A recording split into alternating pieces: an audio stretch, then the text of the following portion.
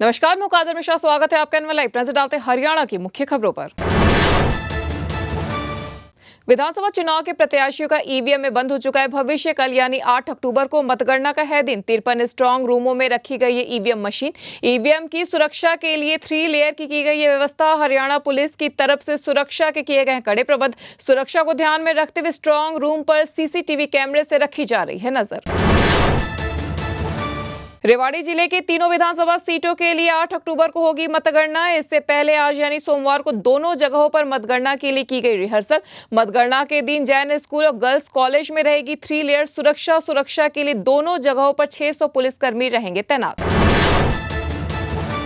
हरियाणा की 90 सीटों पर 5 अक्टूबर को हुई थी वोटिंग। 8 अक्टूबर को होगी वोटिंग की गिनती। उससे पहले जारी किए गए एग्जिट पोल्स के मुताबिक हरियाणा के 12 सर्वे में कांग्रेस की बनती दिख रही है सरकार। पार्टी को 56 सीटें मिलने का है अनुमान। बहुमत से काफी दूर 27 सीटों पर सिमट सकती है भाजपा।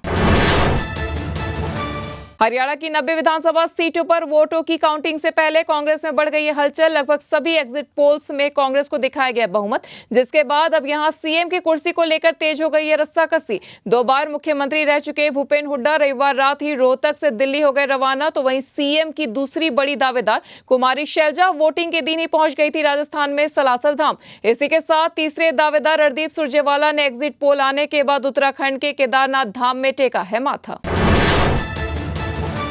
हरियाणा के कार्यवाहक सीएम नायाब सैनी ने प्रदेश में तीसरी बार सरकार बनाने का किया है दावा। उन्होंने कहा कि मुझे विश्वास है कि भाजपा के लिए बनाएगी सरकार, लेकिन अगर हमें गठबंधन की पड़ी जरूरत तो हम इस पर करेंगे विचार। हमारे पास है सभी व्यवस्था। साथ ही उन्होंने कांग्रेस पर तंज कसते हुए कहा कि 8 तारीख को जनता देगी जवाब और कांग्रेस कहेगी ईवीएम है खराब।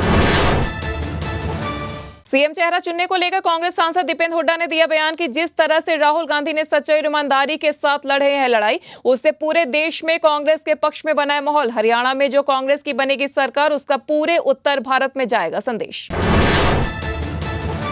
हरियाणा में कांग्रेस की जीतने पर इसका नेशनल इंपैक्ट देखते हुए कांग्रेस हाईकमान भी पूरी तरह से बनाए हुए नजर। काउंटिंग के दिन यानी कल 8 अक्टूबर को दिल्ली में ही रहेंगे राहुल गांधी और राष्ट्रीय अध्यक्ष मल्लिकार्जुन खड़गे। कांग्रेस सूत्रों के मुताबिक रिजल्ट आने के बाद किसी तरह की रणनीति को लेकर फैसले में न हो देरी, इसके लिए लिया गया फैसला।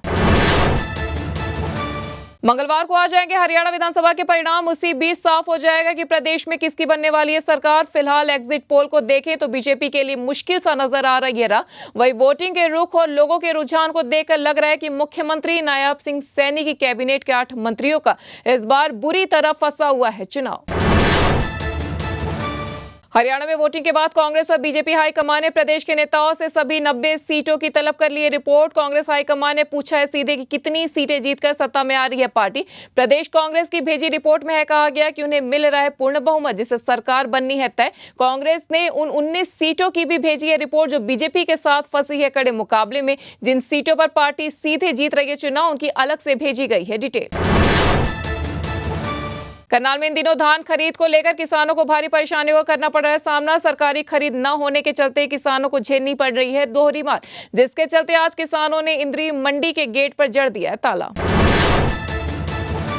तो ये थी हरियाणा की अब तक की मुख्य खबरें। ऐसे तमाम खबरों से जुड़े रहने के लिए देखते रहिए एनएल लाइव।